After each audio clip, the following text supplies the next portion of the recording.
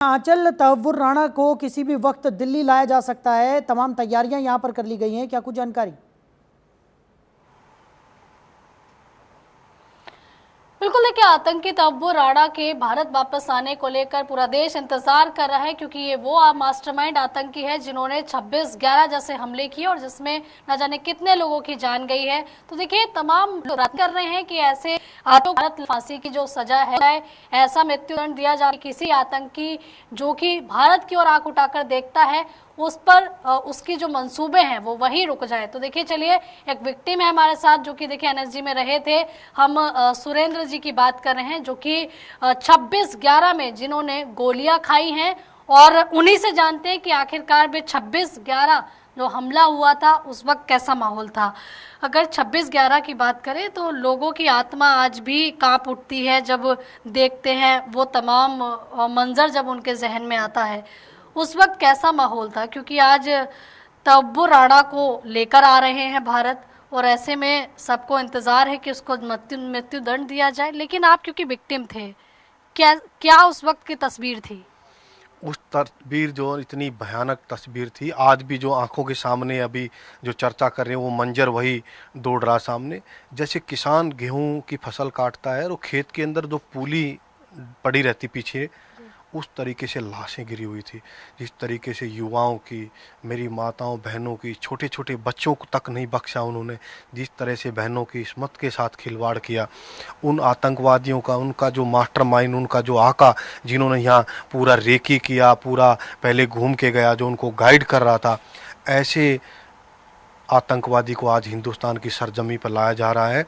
ये देश के लिए बहुत बड़ी उपलब्धि है, और आतंकवाद ही नहीं, पाकिस्तान के मुंह के ऊपर भी ये तमाचा है। उनके आने से परत बाई परत बहुत सारी चीज़ें खुल के आएंगी, बहुत सारी बातें निकल के आएंगी। उनमें कौन कौन लोग शामिल थे, सरकार की क्या भूमिका थी, कहाँ से आए वो, कहाँ रुके, कहाँ रहे, वो सब चीज़ें बता पाएंगे।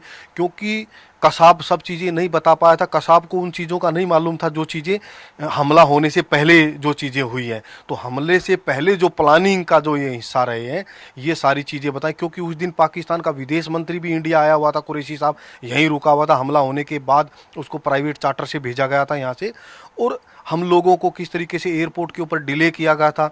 देश के गृह मंत्री ने बार बार कपड़े चेंज करना, आना जाना उनका चलता रहा था। तो ये बहुत सारी चीज़ें निकल के आएंगी। और ये आज जो ना, उन लोगों को, सब विक्टिम परिवारों को ही नहीं, पूरा देश को खुशी है। और देश ही नहीं, दुनिया के लोग थे उस होटल के अंदर आके रुके हुए थे, उन होटलों के अंदर। तो मैं तो ये कहूँगा, आज जो है ना, इतने बड़े जालिम जो है ना का अंत होने जा रहा है। क्योंकि वो अब जब यहाँ आएगा, उनकी ट्रायल फास्ट कोर्ट के अंदर चलेगी और उनको फांसी के तख्ते पर पहुँचाया जाएगा। और ये सबसे बड़ी भूमिका आपके टीवी चैनलों की भी है। मैं आपके चैनल के माध्यम से सबको धन्यवाद करता हूँ कि आप लोगों ने इतना प्रेशर बनाया।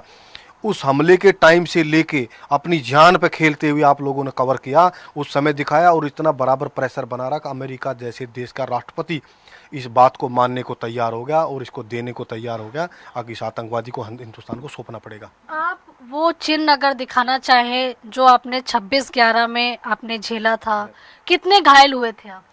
मुझे गोलियां लगी, मुझे हेयरिंग प्रॉब्लम हुई, उसमें मेरे कंधे की हड्डी टूट गई थी और कमर की जो L5 वगैरह होती है ये टूट गई थी। उस हमले में जब जो अटैक हुआ ताज होटल के अंदर, तो जो 4th फ्लोर पे एक आतंकवादी मारने के बाद हमने 2nd floor 3rd floor clear किया। तो 2nd फ्लोर क्लियर कर रहे थे तो आतंकवादी ने मेरे ऊपर ग्रेनेड फेंका।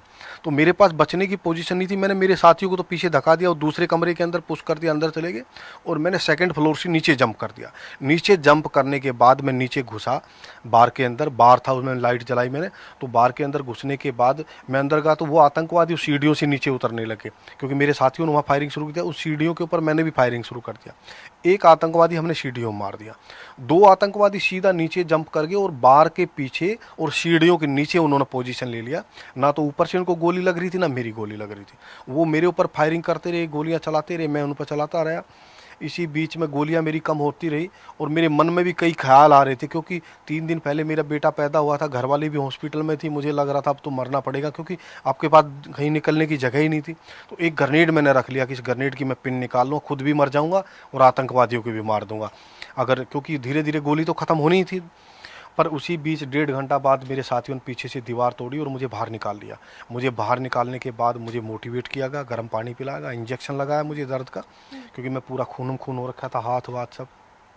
और मुझे कहा गया कि आप इसमें दोबारा घुसोगे। आतंकवादी कहाँ पोजीशन ले रखी सिर्फ आपको पता है, दूसरे बंदे को किसी को पता नहीं है। मुझे मेरे आईजी साहब थे, आईजी ऑपरेशनल उस समय अभय गुप्ता जी, उन्होंने बोला और मेरी हीट खड़ी हुई और कहा पहले ऊपर आप एक ग्रेनेड फेंकोगे धमाके वाला, फिर ऊपर से 2 ग्रेनेड धमाके वाले सीढ़ियों के ऊपर जो साथी बैठे वो करेंगे, और फिर जो है चौथा ग्रेनेड आप मारोगे। चौथा ग्रेनेड मारने के बाद में आप जो है एंट्री करोगे तो कि आतंकवादियों का गर्दन दब जाएगी। तो जैसे मैंने चौथा ग्रेनेड मारा और मुझे एक ही कदम में अंदर पहुंचा, मैं उस बार के ऊपर जंप लिया। मैंने वो फायरिंग कर रहे थे, मेरे पैरों में गोलियां लगी हैं और मैंने पूरी की पूरी गोलियां उन आतंकवादियों के कमरे में मारी। और फिर मारने के बाद मैंने एकदम जैसे गोली खत्म हुई, एकदम खटक खत्म हो जाती, चलना बंद हो जाता है। लेकिन एक सवाल सबके अंदर है कि कसाब को पाला गया और लोग नहीं चाहते कि वही जो है राणा के साथ किया जाए। ये क्वेश्चन तो मैंने 2012 के अंदर मैंने प्रेस कॉन्फ्रेंस की थी। मैं उस हमले में इतना लड़ा जो कहानी बता रहा हूँ। मुझे मेडिकल बोर्ड आउट करने के बाद मुझे 19 महीने तक 1 रुपया भी पेंशन नहीं मिल रही थी। 14-15 महीने बाद मैंने प्रेस कॉन्फ्रेंस किया था, उसके 6 महीने बाद मुझे पेंशन मिलना शुरू हुआ। उस समय की सरकार का इतना निकम्मापन था और कसाब के ऊपर 54 करोड़ रुपए खर्चा किया गया और ना ही मेरा इलाज करा रहा था। मैं लड़ने गया, मेरा 2 दिन का बेटा था। मैं बहुत गरीब आदमी, गरीब किसान परिवार का बेटा हूँ। मेरे किसी तरह की सुविधा नहीं थी। तो मैंने खुद ने क्वेश्चन मार के जो बंदे लड़े ताज होटल में, जिन्होंने आतंकवादियों को मारा एनएसजी कमांडो, उनको कोई गैलेंट्री अवार्ड नहीं मिला आज तक। और जो बंदे जिनको कोई लड़ाई नहीं लड़ी, उन बंदों को गैलेंट्री अवार्ड मिले। और जिस तरीके से सरकार का ढुलमुल रवैया था, जिस तरीके से सरकार ने डिले किया पूरे ऑपरेशन को और जो अंजाम दिया, वो सारी चीज़ें अब खुल के आएंगी। ताबूर राणा वो सच्चाई बताएगा, उनके साथ कौन कौन लोग मिले हुए थे। और उसको जो है ना इसकी तरह लंबा ना खींचे, फास्ट ट्रैक ट्रायल के अंदर 1-2 महीना के अंदर इसको जो ना पब्लिक के अंदर फांसी के तख्ते के ऊपर लटकाया जाए, मीडिया के बीच में लटकाया जाए, ताकि दुनिया के अंदर एक मैसेज जाए। जो हिंदुस्तान की सरजमी के ऊपर आके हिंदुस्तान की तरफ जो आंख उठाने की कोशिश करेगा, चाहे वो अमेरिका क्या कहीं भी छुपने की कोशिश करे, उसको हिंदुस्तान नहीं छोड़ेगा। ये मैसेज जाना चाहिए दुनिया के अंदर। यानी कि आप ये मांग कर रहे हैं कि उसको तुरंत से तुरंत फांसी की तख्ते पे चढ़ाया जाए और जिससे कोई और आतंकी इस तरह की गतिविधि भारत के अंदर ना कर पाए। बिल्कुल, मैं सरकार और हमारे जो ना जुडिशरी के जज साहब, उन सब से और मीडिया वाले साथियों से भी मैं निवेदन करता हूं कि इस पूरे वाकया के ट्रायल जैसे आप लोगों ने 26/11 अटैक के दिन से लेकर आज तक दिखा रहे, ऐसे दिखाने तो पब्लिकली इसको फांसी जल्द से जल्द दिया जाए। जय हिंद, जय भारत। बिल्कुल, देखिए आप सुरेंद्र सिंह जी को सुन रहे थे, जो कि एक्स एनएसजी कमांडो हैं और विक्टिम हैं 26/11 के, जिन्होंने बताया है कि पूरा वहाँ क्या किस तरीके से माहौल था और किस तरह से लोग जो है तड़प रहे थे, लोगों को मारा जा रहा था। और इनका कहना है कि जब राणा जब भारत पहुंचेगा, जब पूछताछ होगी, तो बहुत सारी कड़ियां जो हैं खुलकर सामने आएंगी, क्योंकि तहब्बुर राणा एक ऐसा आतंकी था जिसने हमले से पहले बहुत सारी प्लानिंग की थी और उस प्लानिंग के बारे में कसाब को नहीं पता था। और इन सभी प्लानिंग का खुलासा जो है और कौन कौन से लोग इसमें शामिल थे, वो तहब्बुर राणा से जब पूछताछ होगी उसमें निकल कर सामने आएगा। जी।